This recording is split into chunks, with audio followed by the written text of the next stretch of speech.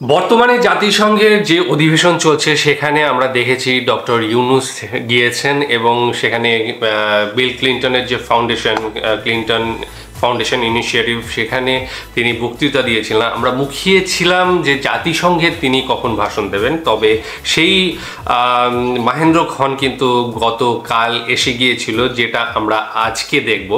এবং সেখানে তিনি কি বক্তব্য পেশ করেছেন সেটা একটু লেন্দি, যদিও 36 মিনিটের একটা ব্যাপার আছে। সেই জন্য আমরা যেটা করেছি সেটা হচ্ছে আমরা একটু ফাস্ট স্পিডে দেখব, 1.75 যে স্পিডটা রয়েছে সেখানে দেখব, যাতে করে আমরা শর্ট টাইমে তোমাদেরও তাড়াতাড়ি শোনা হয়, আমরাও তাড়াতাড়ি শুনতে পারি। তো সেই জন্য একটু ফাস্ট স্পিডে দেখব, তার বক্তব্যটা সম্পূর্ণ শুনতে। এইটাই আমরা কেটে কেটে চাইছি না, যে অনেকে আছে যে কেটে কেটে বক্তব্যটা পেশ করা হয়, তো আমরা একবারে শুনবো। যাই হোক, আশা করি তোমাদের কোনো প্রবলেম হবে না। তো ভিডিও যেটা আমরা দেখছি সেটা এরকমই টাইটেল, যে জাতিসংঘে ডক্টর ইউনুসের সম্পূর্ণ ভাষণ। হ্যাঁ, ডেসক্রিপশন বক্সে লিঙ্ক দিয়ে রাখবো, সেখানে গিয়ে অরিজিনাল ভিডিওটা দেখো, সাথে সাথে চ্যানেলটাকে লাইক, শেয়ার, সাবস্ক্রাইব করে দিও। The Assembly will now hear an address by His Excellency Mohammed Yunus, Chief Advisor of the Interim Government of the People's Republic of Bangladesh. I request protocol to escort His Excellency and invite him to address the Assembly.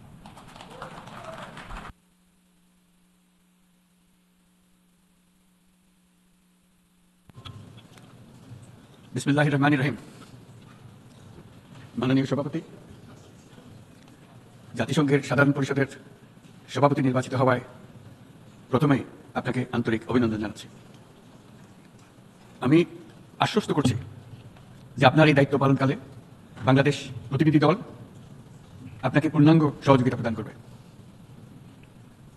জাতিসংঘের ম্যান্ডেটকে সমুন্নত রেখে বৈশ্বিক সংকটসমূহ নিরসনে মহাসচিব Antonio গুতেরেসের দৃঢ় প্রতিজ্ঞ সাফল্যমণ্ডিত নেতৃত্বের জন্য তাকেও জানাই আন্তরিক সাধুবাদ। সামিট অব দ্য ফিউচার আয়োজনে আমি মহাসচিবের দূরদর্শী ভূমিকার বিশেষ প্রশংসা করছি। সম্মেলনে যে pact for the future and declaration on future generations সর্বসম্মতভাবে গৃহীত হয়েছে, তা এজেন্ডা 2030 পরবর্তী বৈশ্বিক উন্নয়ন কর্মপন্থা নির্ধারণে বিশেষ সহায়ক হবে বলে আমি মনে করি। বাংলাদেশ বিশ্বাস করে যে এই সম্মেলনের অর্জন বৈশ্বিক সমৃদ্ধি অর্জনের জন্য আমাদের সবার অভিপ্রায় ও সহযোগিতা কাঠামো প্রণয়নে দিক নির্দেশক হিসেবে কাজ করবে। এই জুলাই আগস্ট মাসে বাংলাদেশে যে যুগান্তকারী পরিবর্তন সংঘটিত হয়েছে তার প্রেক্ষিতে আজ আমি বিশ্ব সম্প্রদায়ের মহান সংসদে উপস্থিত হতে পেরেছি। আমাদের গণমানুষের, বিশেষ করে তরুণ সমাজের অফুরন্ত শক্তি আমাদের বিদ্যমান রাষ্ট্র কাঠামো ও প্রাতিষ্ঠানিক আয়োজনগুলো আমূল রূপান্তরের এক নতুন সম্ভাবনার দ্বার উন্মোচন করেছে। আমাদের ছাত্র ও যুব সমাজের আন্দোলন প্রথম দিকে মূলত ছিল বৈষম্য বিরোধী আন্দোলন, পর্যায়ক্রমে তা গণ আন্দোলনের রূপ নিয়েছে। এরপর সারা পৃথিবী অবাক বিস্ময়ে দেখেছে কিভাবে সমগ্র বাংলাদেশের মানুষ একনায়কতন্ত্র, নিপীড়ন, বৈষম্য, অবিচার ও দুর্নীতির বিরুদ্ধে রাজপথ ও সামাজিক যোগাযোগের মাধ্যমে দৃঢ়ভাবে রুখে দাঁড়িয়েছিল।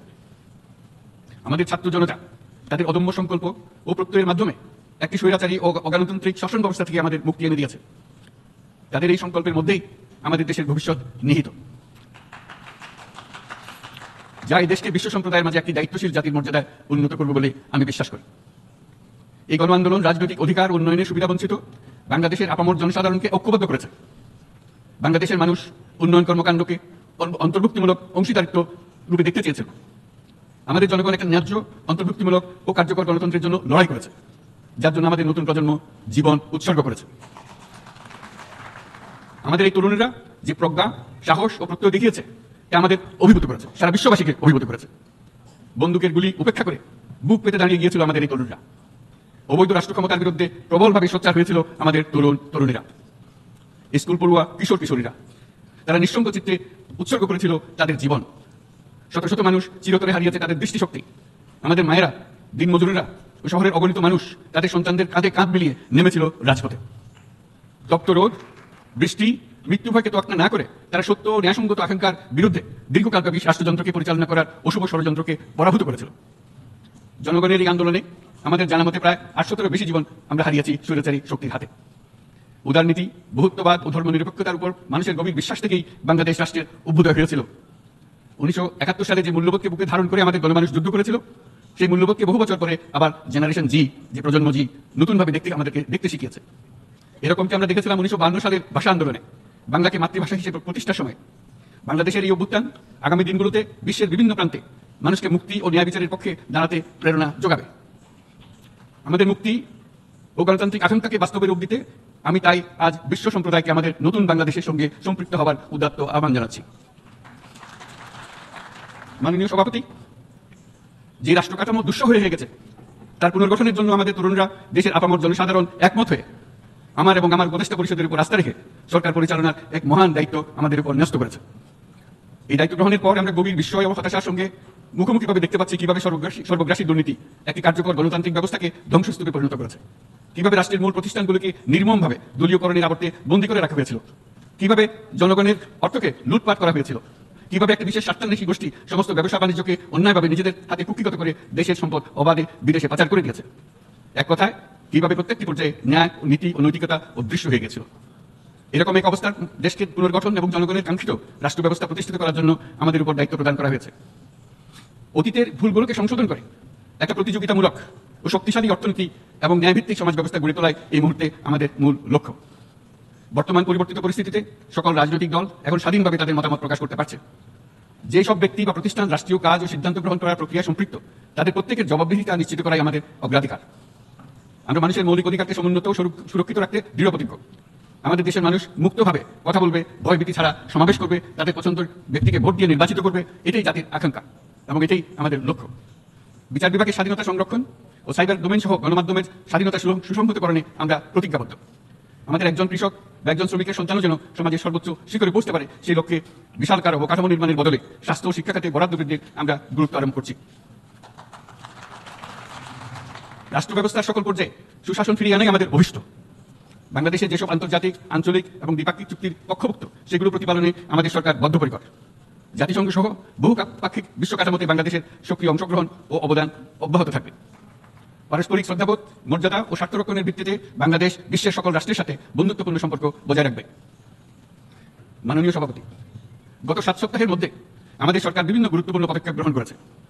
আমাদের অনুরোধে সাড়া দিয়ে জাতিসংঘের মানবাধিকার বিষয়ক হাই কমিশনার বাংলাদেশের গণ আন্দোলনকালে সংগঠিত মানবাধিকার লঙ্ঘনের বিষয়ে বিস্তৃত অনুসন্ধান এবং এসব বিষয়ে ঘটনার পুনরাবৃত্তি রোধে পরামর্শ প্রদানের জন্য একটা ফ্যাক্ট ফাইন্ডিং কমিশন গঠন এবং তার কাজ শুরু করার জন্য দ্রুত বাংলাদেশে পাঠিয়ে দিয়েছে। আমি তাকে বাংলাদেশের পক্ষ থেকে অশেষ ধন্যবাদ জানাচ্ছি। দায়িত্বভার গ্রহণের 2 সপ্তাহের মধ্যে আমরা গুম প্রতিরোধে যে আন্তর্জাতিক কনভেনশন রয়েছে তাতে যোগদান করেছি। এর আশু বাস্তবায়নের জন্য প্রয়োজনীয় দেশীয় আইন ও বিধি প্রণয়নে আমরা এখন প্রক্রিয়া শুরু করেছি। বাংলাদেশে গত 1.5 দশকে যে সমস্ত গুমের অভিযোগ রয়েছে সেগুলো তদন্ত করার জন্য একটি তদন্ত কমিশন এই মুহূর্তে কর্মরত আছে। মানুষের আস্থা, আত্মবিশ্বাস ফিরিয়ে আনতে এবং নির্মম অতীত যেন আর ফিরে না আসে কোনোদিন, সেই জন্য আমরা কিছু সুনির্দিষ্ট খাতে সংস্কারকে অগ্রাধিকার দিয়েছি। সেই লক্ষ্যে আমরা বিদ্যমান নির্বাচন ব্যবস্থা, সংবিধান, বিচার ব্যবস্থা, জনপ্রশাসন, আইন শৃঙ্খলা ব্যবস্থা সংস্কারের জন্য স্বাধীন কমিশন গঠন করেছি। সংবাদপত্র ও গণমাধ্যমের সংস্কারের জন্যও পৃথক কমিশন সহ আরও কয়েকটি বিশেষ বিষয়ে কমিশন গঠন প্রক্রিয়াধীন রয়েছে। ব্যবসা বাণিজ্যে অনুকূল পরিবেশ সৃষ্টির লক্ষ্যে আমরা ব্যাংক ও আর্থিক খাতের ব্যাপক সংস্কারের উদ্যোগ গ্রহণ করেছি। কোনো বিদেশি ব্যবসা বা বিনিয়োগ যেন ক্ষতিগ্রস্ত না হয় তা নিশ্চিত করতে আমরা বদ্ধপরিকর। এইসব সংস্কার যেন টেকসই হয়, দীর্ঘমেয়াদে নিশ্চিত করতে এবং অবাধ ও নিরপেক্ষ অংশগ্রহণপূর্বক নির্বাচনের জন্য উপযোগী পরিবেশ সৃষ্টি করতে আমরা কাজ করে যাচ্ছি। গণতন্ত্র, আইনের শাসন, সমতা, সমৃদ্ধি অর্জনের মাধ্যমে একটি ন্যায়ভিত্তিক সমাজ হিসেবে আত্মপ্রকাশের অভিপ্রায় বাস্তবায়নে আমি বাংলাদেশের প্রতি আন্তর্জাতিক সম্প্রদায়ের সমর্থন ও গভীরতর সম্পর্ক গঠন করার জন্য আহ্বান জানাচ্ছি। মাননীয় সভাপতি, বাংলাদেশ মনে করে যে শান্তি রক্ষা ও সংঘাত মোকাবেলা জনগণের সমৃদ্ধি নিশ্চিত করার মূল চালিকা শক্তি। সাম্প্রতিক বিপ্লবকালে আমাদের ইতিহাসের সবচেয়ে কঠিনতর সময়ে জনগণের মুক্তির আকাঙ্ক্ষা পূরণে তাদের পাশে দৃঢ়ভাবে দাঁড়িয়ে আমাদের সাহসী সশস্ত্র বাহিনী সমূহ আরও একবার শান্তির প্রতি তাদের অঙ্গীকার প্রমাণ করেছে।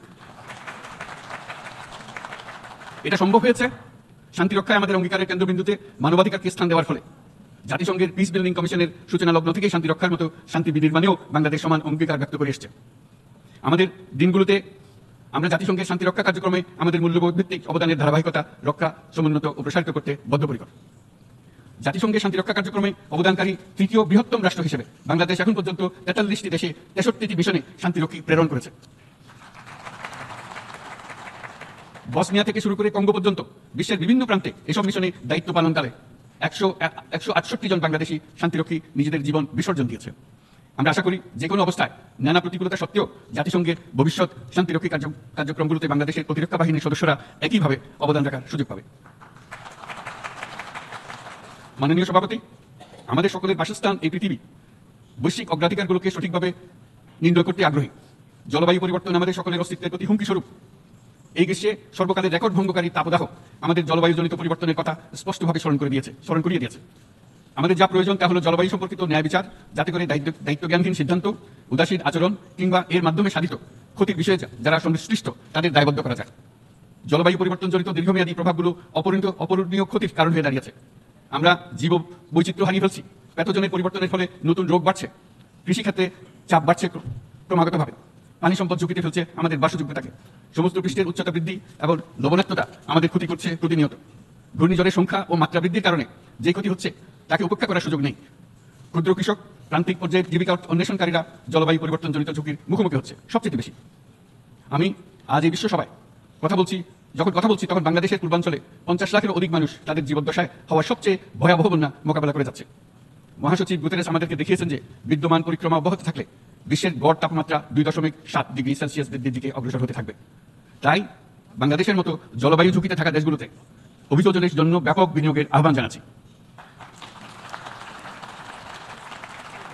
এছাড়াও উদ্ভাবনী শক্তির প্রয়োগ, অতিরিক্ত অর্থায়নের মাধ্যমে লস এন্ড ড্যামেজ ফান্ডকে কার্যকর করা আমাদের জন্য অত্যন্ত গুরুত্বপূর্ণ। একইভাবে আমাদের প্রয়োজন প্রযুক্তির সহজলভ্যতা, সক্ষমতা বৃদ্ধি। নির্দিষ্ট করে বললে আমাদের দরকার জীবন রক্ষাকারী প্রযুক্তি, বিশেষত কৃষি, পানি এবং জনস্বাস্থ্য খাতে, যেখানে ক্ষুদ্র ক্ষুদ্র উদ্ভাবন এবং সমাধানসমূহ ঝুঁকিতে থাকা জনগোষ্ঠীকে রক্ষা করতে পারে। জলবায়ু সংকটের মোকাবেলা এবং বৈশ্বিক অর্থনীতি সুসংহতকরণে আমাদের যুগপথভাবে কাজ করতে হবে। বিশ্ব সম্প্রদায় এখন কার্বনমুক্ত পৃথিবী গড়ে তুলতে মনোযোগী হচ্ছে। বিশ্বের অধিকাংশ মানুষকে এই ধরনের পরিবর্তনের সুফলভোগী করতে হলে নেট জিরো পৃথিবীর দিকে আমাদেরকে অগ্রসর হতে হবে।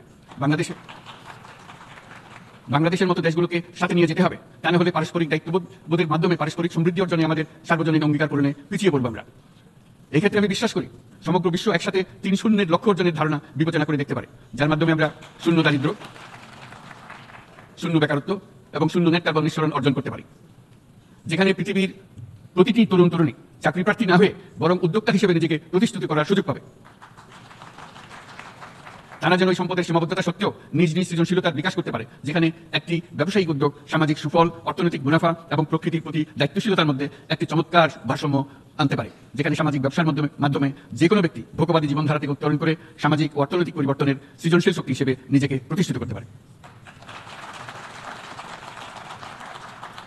এই সময়ে তাই প্রয়োজন উন্নত উন্নয়নশীল সকল দেশসমূহ এবং বিভিন্ন অংশীদারদের মধ্যে নতুন দৃষ্টিভঙ্গি, নতুন মূল্যবোধ এবং নতুন একতা। সামগ্রিকভাবে এই লক্ষ্য অর্জনে জাতিসংঘ ব্যবস্থা, জাতীয় আঞ্চলিক পর্যায়ে সরকারসমূহ, সকল ব্যবসা প্রতিষ্ঠান, বেসরকারি অংশীজন এবং দাতব্য সংস্থাগুলোকে একসঙ্গে কাজ করতে হবে। আমাদের অর্থনৈতিক কাঠামোতে সামাজিক ব্যবসাকে স্থান দিলেই নিচের অর্ধেকাংশ মানুষের জীবনে তা বিরাট পরিবর্তন আনতে পারে। এই পদক্ষেপ একই সঙ্গে জলবায়ুর ধ্বংসাত্মক গতিকে সফলভাবে রোধ করতে পারে এবং বাজার ব্যবস্থার মাধ্যমে এই মীমাংসা হতে পারে। এ বিষয়ে আমি মহাসচিব গুতেরেসের বিশেষ দৃষ্টি আকর্ষণ করছি। মাননীয় সভাপতি, বহুমুখী সংকটে জর্জরিত বর্তমান বিশ্বে যুদ্ধ এবং সংঘাতের ফলে ব্যাপক ভিত্তিতে মানুষের অধিকার খর্ব হচ্ছে। বিশ্ববাসীর উদ্বেগ এবং নিন্দা সত্ত্বেও গাজায় গণহত্যা থামছে না।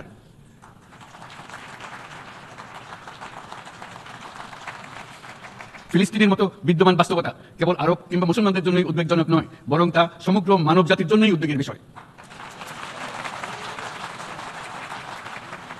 একজন মানুষ হিসেবে প্রত্যেক ফিলিস্তিনের জীবন অমূল্য।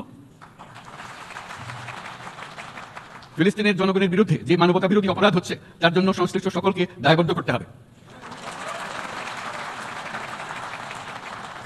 ফিলিস্তিনের জনগণের উপর চলমান নৃশংসতা, বিশেষত নারী এবং শিশুদের সাথে প্রতিনিয়ত যে নিষ্ঠুরতা বিশ্ব দেখাচ্ছে, তা থেকে নিস্তারের জন্য বাংলাদেশ অনতিবিলম্বে সম্পূর্ণ যুদ্ধবিরতির আহ্বান জানাচ্ছে।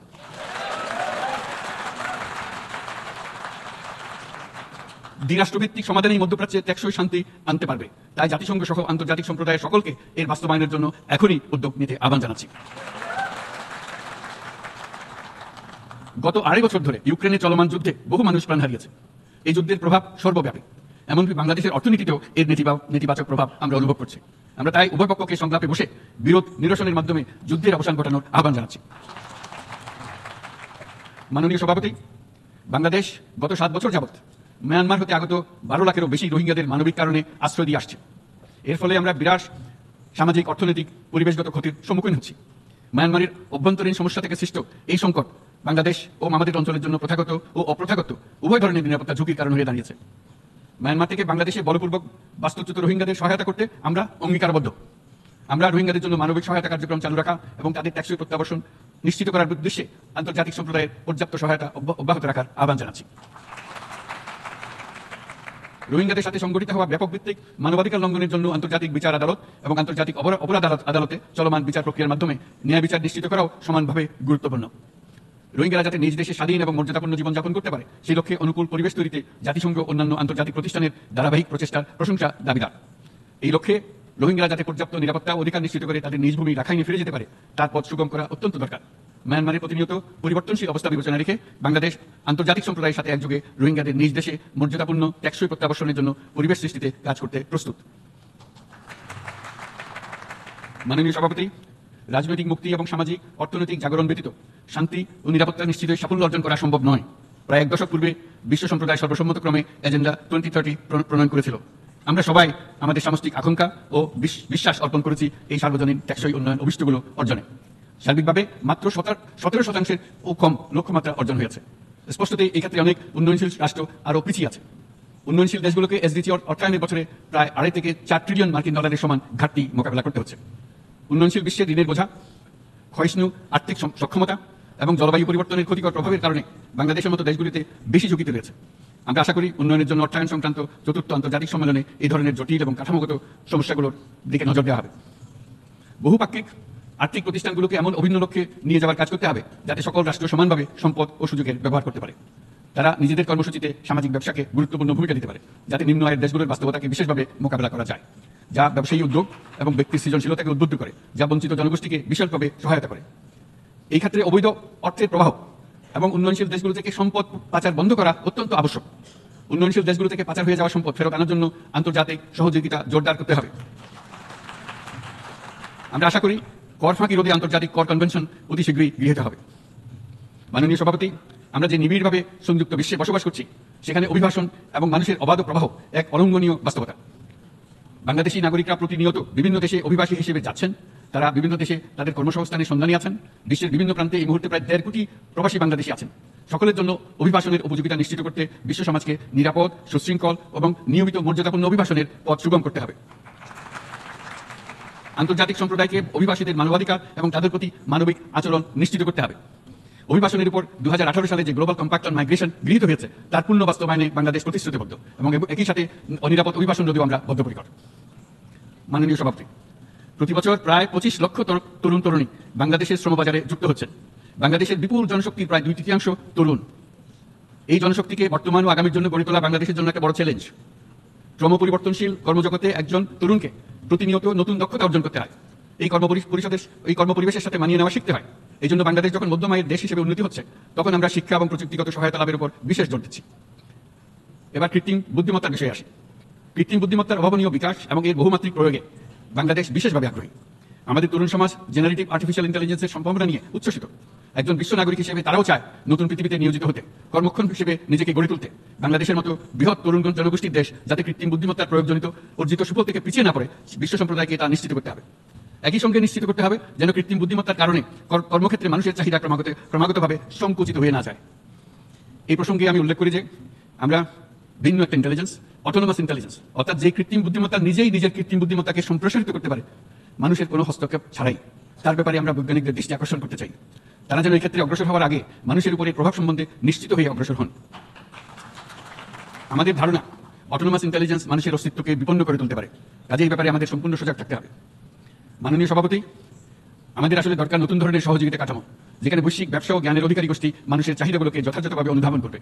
আন্তর্জাতিক সহযোগিতার মাধ্যমে উন্নয়নশীল দেশগুলোর জন্য এমন একটি রূপান্তরকারী ব্যবস্থা তৈরি করতে হবে যা কর্মসংস্থান, আর্থসামাজিক প্রতিকূলতা বা জীবিকার জন্য যুৎসয় সমাধান নিশ্চিত করবে।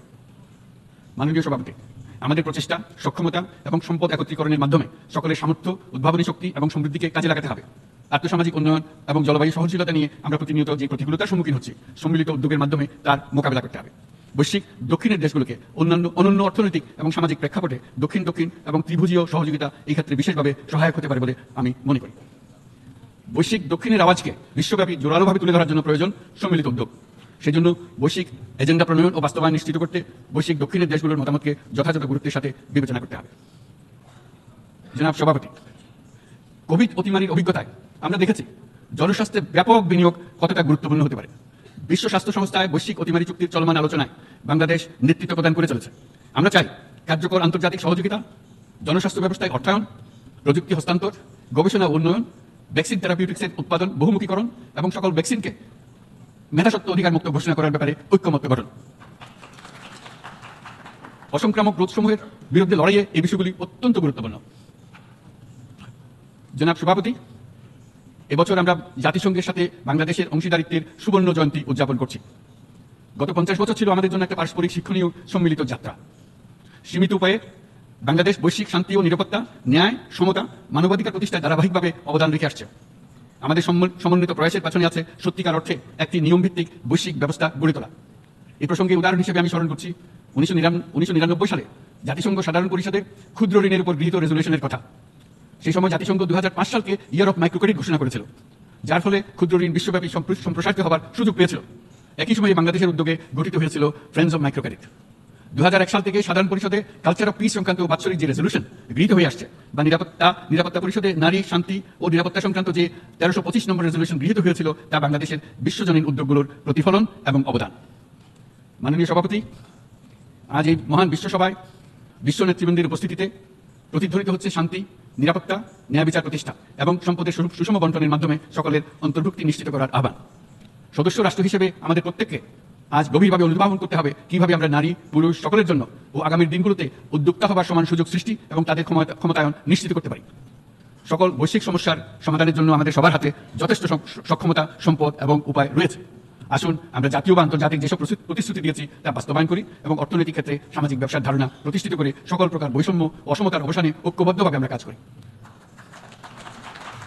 বাংলাদেশের তরুণরা প্রমাণ করেছে যে মানুষের স্বাধীনতা, মর্যাদা ও অধিকার সমুন্নত রাখার অভিপ্রায় কোনো উচ্চাভিলাষ নয়, বরং এটা সকলের নিশ্চিত প্রাপ্য। আজ এই মহান সমাবেশে আপনাদের উপস্থিতিতে শান্তি, সমৃদ্ধি ও ন্যায় বিচার নিশ্চিত করতে আন্তর্জাতিক, আঞ্চলিক এবং জাতীয় পর্যায়ে বাংলাদেশে তার ভূমিকাকে ক্রমাগতভাবে জোরদার করার নিশ্চয়তা দিচ্ছে।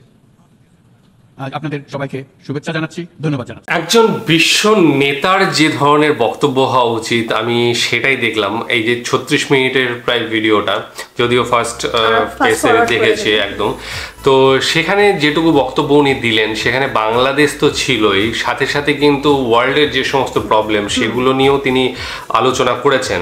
সেটা গাজা হোক, গাজায় যে প্রবলেম চলছে, ইসরায়েল হানা দিয়েছে প্যালেস্টাইনে, সেটা হোক, সেটা নিয়ে হোক, বা জলবায়ু নিয়ে পরিবর্তন নিয়ে হোক, অথবা সমুদ্রের জলস্তর উপরে উঠে আসা, হ্যাঁ সেটা জলবায়ু পরিবর্তনের জন্য, এবং সাথে সাথে যে উন্নয়নশীল দেশের যে সমস্ত প্রজেক্টগুলো আছে, ডেভেলপিং কান্ট্রি যেগুলো আছে, তাদের যে লোনের ব্যাপারটা আছে সেগুলো নিয়েও তিনি কথা বললেন। এবং প্রথমে যেটা এআই নিয়ে বৈশ্বিক মানে যে সমস্ত টেকনোলজি সেসব নিয়েও তিনি আলোচনা করেছেন। এবং খুব ভালো লাগলো যেটা হচ্ছে আগামী দিনে এআই কিন্তু বিরাট জায়গা করে নেবে আমাদের পুরো পৃথিবীতে, এবং সেইখানে দাঁড়িয়ে যাতে মানুষের অস্তিত্ব যাতে সংকটে না পড়ে এবং মানুষের কাজ যাতে তারা ছিনিয়ে না নেয়, সেটার জন্য তিনি সায়েন্টিস্টদের ভাবনার কথা বলেন। কারণ সায়েন্টিস্টরা হয়তো এআই কে আরো উন্নত করতে করতে হয়তো এমন জায়গায় এনে ফেললেন যে এআই নিজেই সবকিছু করতে পারছে। তো টেকনোলজি দিয়ে মানুষের যে কোনো কাজ করা বা মানুষের যে কোনো কাজ পেতে তখন অসুবিধা হয়ে যেত, তখন হয়তো সেই এআই দিয়েই সবকিছু হবে।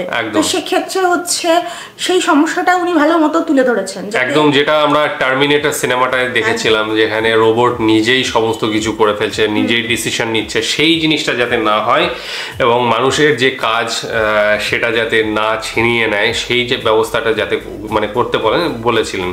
কিন্তু এদিকে আমরা দেখতে গেলে টেকনোলজি যখনই কোনো আপগ্রেডেশন এসেছে, নতুন কোনো টেকনোলজি আসে, তখনই এই ধরনের আলোচনা হয় যে টেকনোলজি হয়তো আমাদের কাজ ছিনিয়ে নেবে। এর আগে যখন কম্পিউটার প্রথম দিকে আসতে শুরু করে আমাদের এই দিকে, এই অঞ্চলে, তখন ভাবা হয়েছিল যে প্রচুর মানুষের কাজ কিন্তু চলে যাবে, কিন্তু আলটিমেটলি দেখা যায় যে না, হয়তো কাজ চলে যায়নি, যেটা হয়েছে সেটা আপগ্রেড করতে হচ্ছে, নিজেকে আপগ্রেড করে নিতে হয়েছে। কারণ একটা টাইপরাইটারে কম্পিউটারে যে টাইপ রাইটিং করতেন তাকে হয়তো বা একটু নিজেকে আপগ্রেড করে কম্পিউটারের জন্য তৈরি করতে হয়েছে। তো এই ব্যাপারটা থাকে অবশ্যই, এবং নিজের মানুষকে অবশ্যই প্রতিনিয়ত আপগ্রেডেশনের মধ্যে দিয়ে যেতে হবে।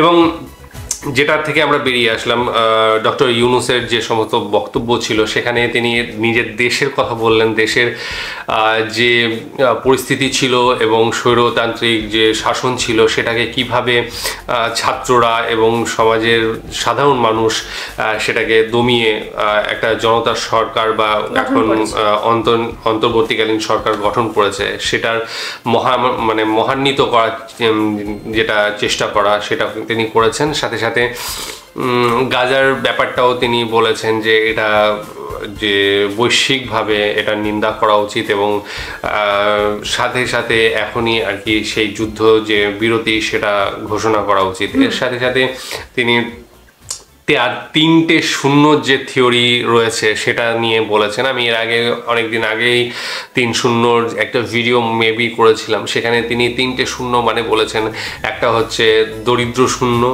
একটা হচ্ছে বেকারত্ব শূন্য, এবং একটা হচ্ছে কার্বন শূন্য। এটা যদি সারা ওয়ার্ল্ড যদি মানিয়ে নেয় তাহলে পৃথিবীটা আরও সুন্দর হয়ে উঠবে।